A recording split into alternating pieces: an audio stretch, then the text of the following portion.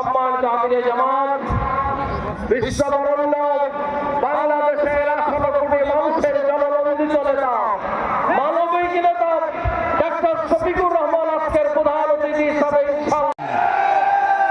প্রিয় ভাইরা, আমরা ভুলে যাইনি শহীদ আব্দুল হাদীর কথা, আমরা ভুলে যাইনি শহীদ আবু সাইদের কথা, আমরা ভুলে যাইনি আপনার কথা, আমরা ভুলে যাইনি গুম হয়ে ছাত্র শিবিরের নেতৃবৃন্দের কথা। ঠিক না?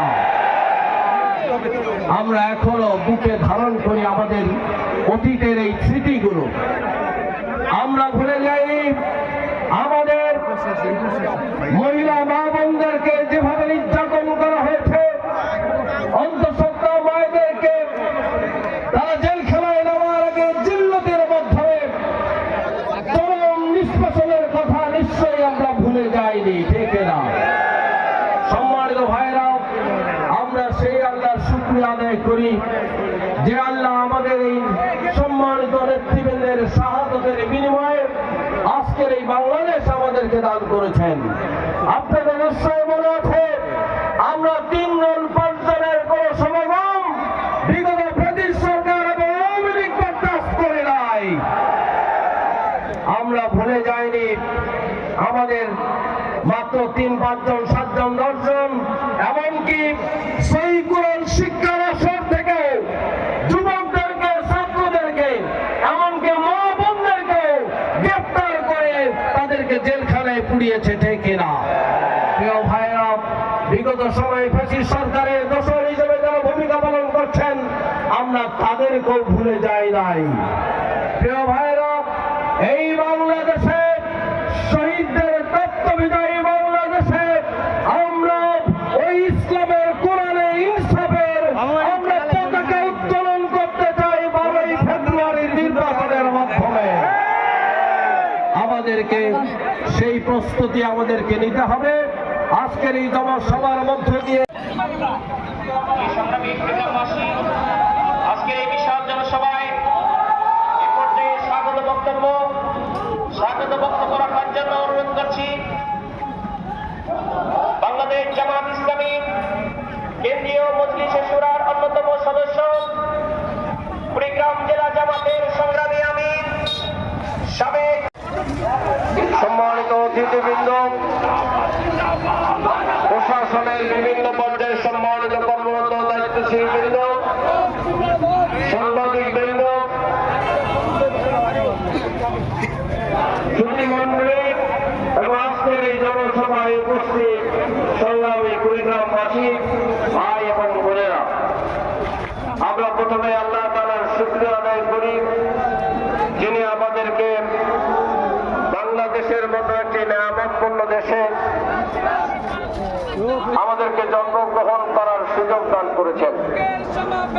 আমরা শুকরিয়া আদায় করি বাংলাদেশের জমিনে দুর্নীতিমুক্ত ইনসাফের বাংলাদেশ গড়ার আন্দোলনে নিপীড়িত মূলত মানুষের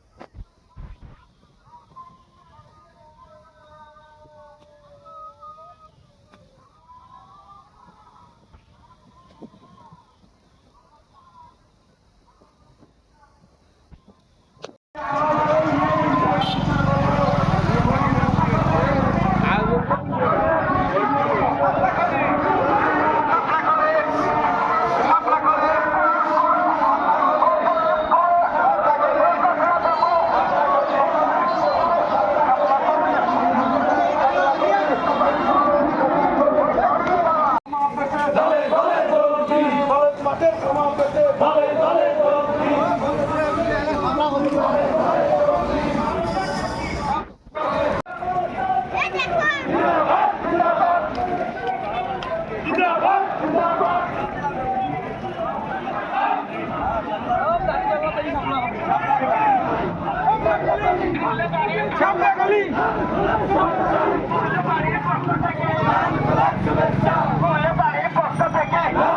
শুভেচ্ছা